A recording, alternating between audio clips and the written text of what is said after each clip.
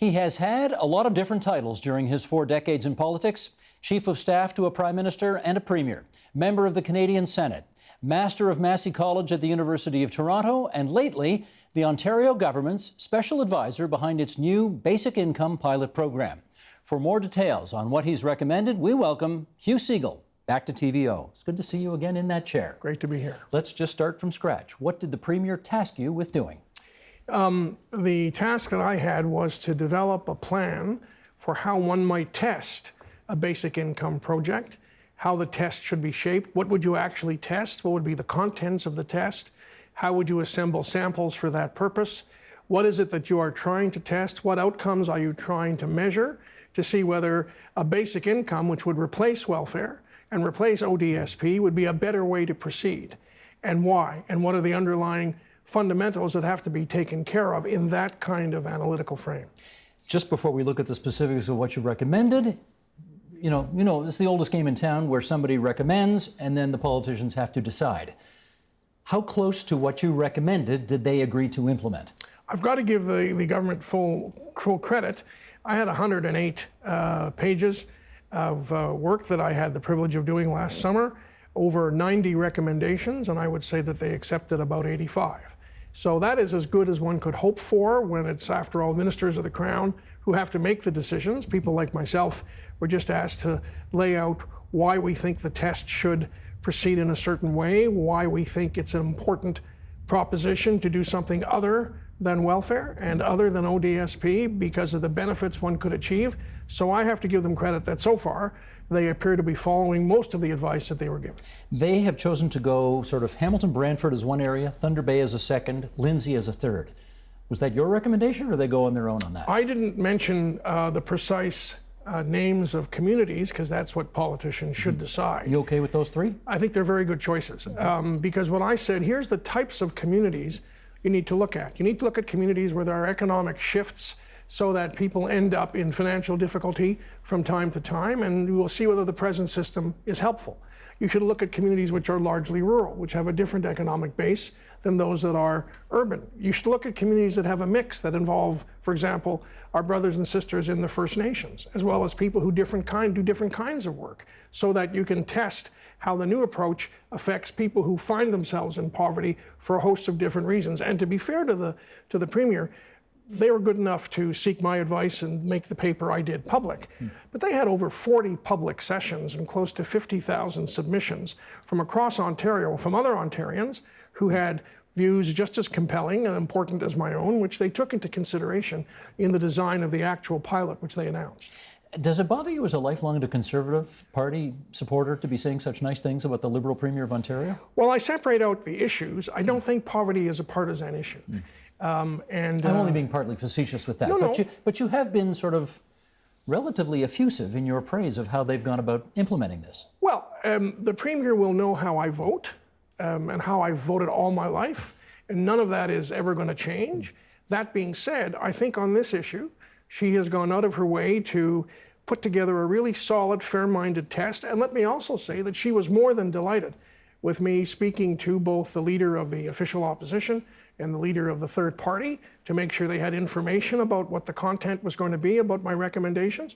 And I think both the leaders of those parties have also been very fair in saying, whatever their problems may be with the government as a whole, which is what democracy and opposition is about, they're prepared to let this test go forward, see what the results are, and come to their own conclusions on that basis, which I think speaks to the eloquence of this desire to deal with poverty in a way that is more efficient, more humane, and more respectful of the rights of individuals to live their lives. Well, you ask a bunch of questions, 4 basic questions in the course of your report, and let's go through those 4 basic questions right now and find out, having studied it, how you would answer those questions. For example, would a basic income reduce poverty more effectively? What did you conclude about that? Yes, and that is because all the existing programs that we have had, ODSP, Disability Support Plan, and Ontario Works and all the rest, have really not had a significant impact in reducing the amount of people who live in poverty. They have helped people in poverty manage a little better. But because of the disincentives built into ODSP rules and Ontario Works rules, it actually discourages people from finding work. because they risk a dollar for dollar clawback under the present system. The new pilot project will test a different approach which doesn't discourage work, and I think that is a better way to bridge to the future so that people are not trapped in poverty but can work their way out in a way where if they're well enough to do so, they get a chance to do so. Let's ask the second question you asked, which is sort of what you just alluded to, but not exactly. You said, would it discourage work? The question you asked in the report is, would it encourage people to work?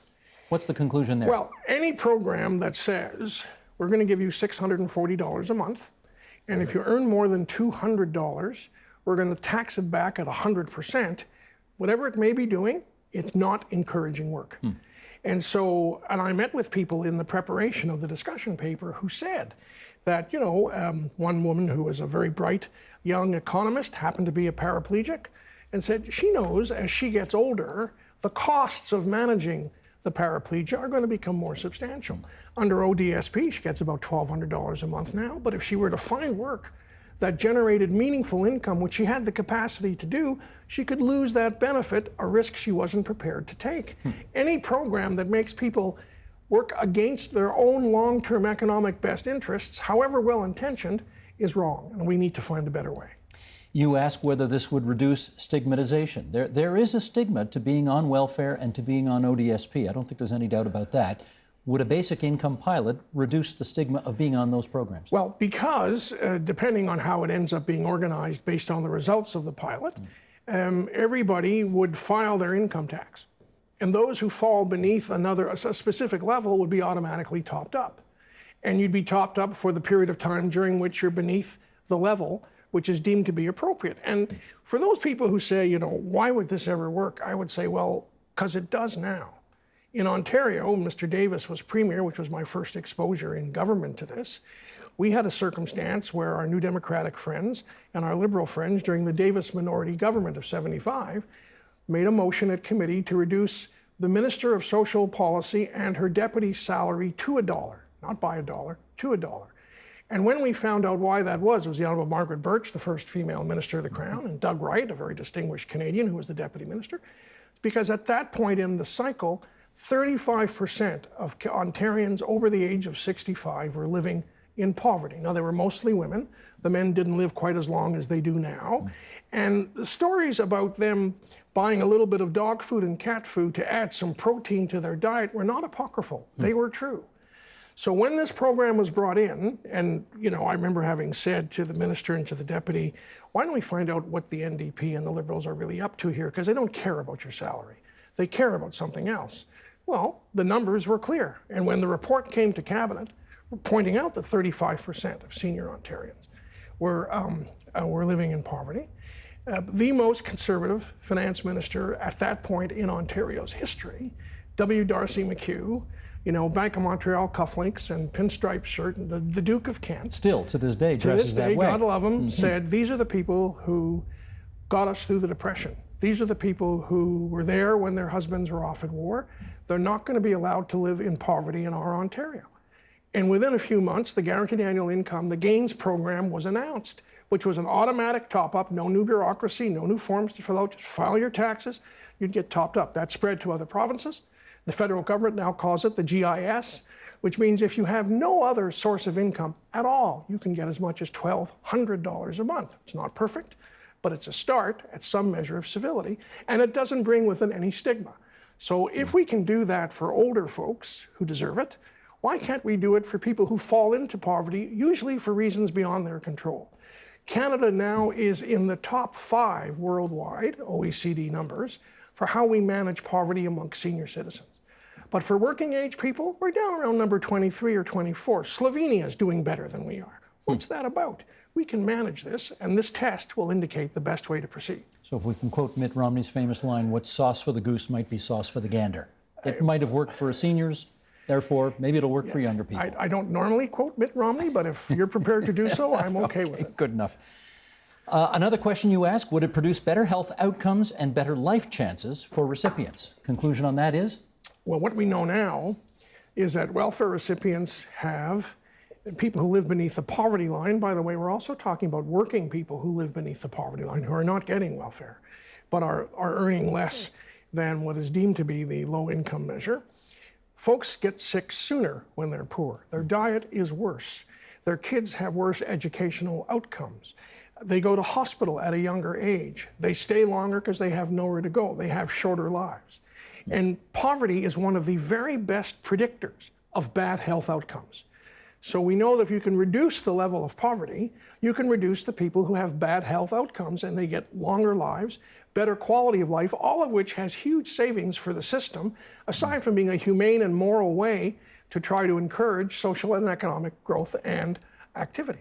It's always a choice at what age to start these programs. You've suggested 18. How come? Well, there was quite a debate on that issue, those of us who got a chance to work on this, and frankly, you need to know that most of our Ontario universities have food banks, and that the notion that you're 18 and at school does not directly insulate you from poverty. And there's a whole bunch of 18-year-olds who aren't at school, who are working at menial, low-income jobs. A lot of my friends on the right, the conservative framework, will say, you know, if you pay someone to do nothing, they will do nothing. To which my response is, well, then how come 70% of the people who live beneath the poverty line in Ontario have jobs? Some have more than one. They just don't earn enough with the various minimum wages to deal with the cost structure in their city. When you suggest that to them, what's the comeback from them on that? They're troubled by it because they actually think that people who work should be able to get by. And the truth is, the structure of how we pay people and casual labor and all the rest is such that not everybody has that opportunity. Do they have a legitimate fear in as much as if you start the basic income pilot at age 18, it might have the perverse effect of dissuading people from seeking post-secondary education? Well, the point about post-secondary education is if you're a registered student in post-secondary education and you have financial difficulty, you have access to other programs which can provide some measure of assistance. I had those when I was a student at the University of Ottawa. And I used to live sort of check to check from government assistance, Quebec government assistance, because I was from Quebec, without which I couldn't have gone to university, and my parents would not have had the ability to help me financially through that. But people have families. Not everybody in the family is eligible to get OSAP. Some of them have other difficulties, and you want to make sure that families have enough to eat, to pay the basic rent, and meet the basic requirements. Okay, one of the, you got to figure out whether this works or how this works. And I guess one of the huge issues is going to be who decides whether it's a success? How will you measure success? Over what period of time will you? I mean, there's a whole host of questions, as you well know. Who's going to figure all that out? Well, the nature of the 3-year trial that's being recommended in certainly the paper and what the province has decided to do means that all the results will be reported to the next Parliament of Ontario, whoever might be in government at that time. Moreover, the recommendation which I have made, which the government has accepted, is that while the individuals who are participants should have their privacy protected, the actual collective flow of data, how many people are signing up, how many people are being topped up, what's happening to them in terms of workforce participation, health and education, those numbers have to flow almost from the very beginning. So this is not about a surprise where you kind of lift the tray and say, surprise, there really is steak on this plate. People have to see the numbers on an ongoing basis. So the various organizations who work with low-income Ontarians, various academics, public servants, trade unions and others can see where the numbers are going. So we begin to form a collective sense of whether it's working or not, how much it's actually going to cost, which is what a pilot project is really all about. And you've quite rightly pointed out that this is a 3-year pilot project and we are having an election exactly 12 months from now. Do you have any undertaking from either of the other two major parties that if they form government, they will keep this in place? I don't believe that any of them will, based on my discussions, will cancel a test that's underway as a test. We are talking about something which may cost about $25 to $30 million a year. It's a lot of money, but it's not in and of itself a material amount in terms of the provincial budget. A lot of people will be invested in it, community organizations, volunteer groups, and others. And most of the people seeking office in Ontario want to work with those folks on both economic and social issues. So I do think they're going to wait till the results come out. But here's the good news. Technology now, in terms of microsimulation and the use of some of the other technical constructs, means that you will get indications pretty soon about how the trends are going. You don't have to wait till the last month of the 3rd year to understand whether it's largely working or not. That will begin to emerge probably within the next 12 to 18 months. That's what I want to push back on, because is it really possible to know whether hospitalization rates are coming down, crime rates are coming down, mental health rates are coming down, drug addiction is coming down? Is 3 years enough time to find out whether that will happen, and if it does, whether you can attribute it to the basic income? So, Stephen, we have data sets that are up and running now all the time. ICES, the Institute for Clinical Evaluation Science. Terrible acronym. It is, yes. It's yeah. all C's, but nevertheless. OHIP, the police, the federal census tracts, all these data sets tell us sort of what's happening block by block. What are people's health circumstances? How many people are working? How many people are at school? What are the relative incomes? So those numbers now exist. So obviously, if someone signs up to be a participant in one of their communities, they'll be asked to give permission to have access to those collective data sets. So you're going to see those begin to move almost from the very beginning. So the notion that you have to wait for 3 years to know anything is just no longer part of how that kind of social and economic analysis really works. And if the numbers do move in the direction that you want them to move, there will be no doubt in your mind that you can attribute those changes to the basic income? Yes, because you will have the circumstance that transpired before the test was started. You'll know what the performance numbers were in terms of jobs and health and education.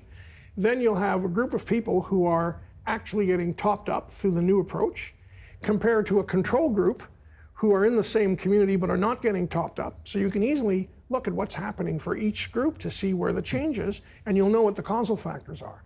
And they will be indicative. I mean, it's not chemistry, but it is pretty constructive analytical economics, and the statistical frame of reference is real, and that will allow governments to make a rational decision. You've been championing this issue for a very long time. 40 years. Only 40 years. Only 40 years.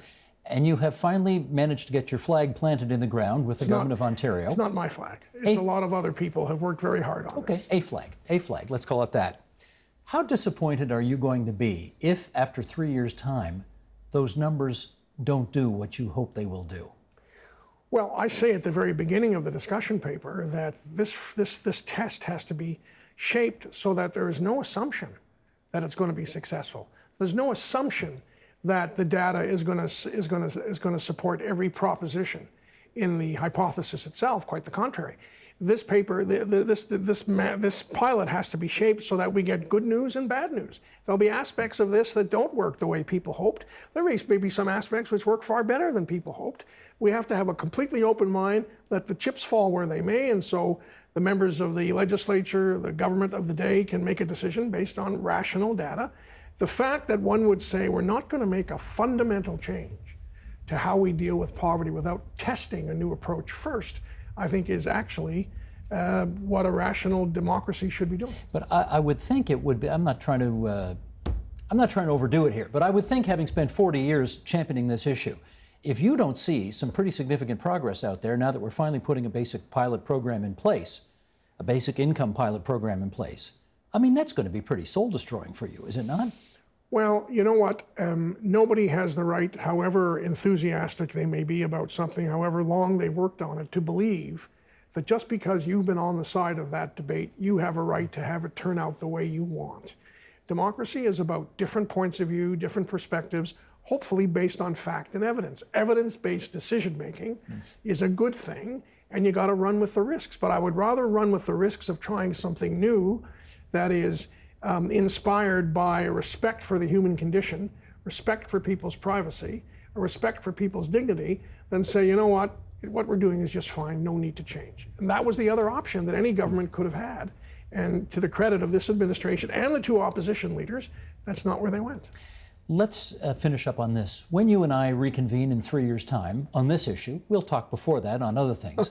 When we reconvene in 3 years' time, what are you going to tell me about what's happened? So I hope I'll be able to say that in 3 or 4 important dimensions, this approach showed where real progress could be made in a fashion that was economically viable and progressive in terms of the human condition. And if I'm honest, I will probably say, and there's 2 or 3 aspects we hadn't thought out as carefully as we might have, and probably we do not need to proceed or shouldn't proceed with those right away. I might also say to you, you know what? This indicates perhaps, the results indicate perhaps that if we invested heavily just in making it better for those who are on disability first, that might be a way to build public consensus about going forward in other aspects of this, depending on what the results actually tell us. You know, there's a reason that there's a consensus about helping seniors, consensus about helping veterans, consensus about helping kids, because all of us as a society say, those are folks we have to help get on with life. We owe them a fair shot. But that being said, this is an inclusive approach to an overall test. So I'm optimistic that I will be able to sit here and say, it wasn't quite as bad as you worried it might be. God willing, you and I will both be alive in 3 years' time when we will reconvene at this table and continue the discussion and see how it all went. Thank you. In the meantime, we got 4 people who want to have at you. So thanks so much for coming into TVO tonight. Thank you, sir. That's the Master of Massey College and Ontario Government Special Advisor on the Basic Income Pilot, Hugh Segal. Help TVO create a better world through the power of learning. Visit TVO.org and make a tax-deductible donation today.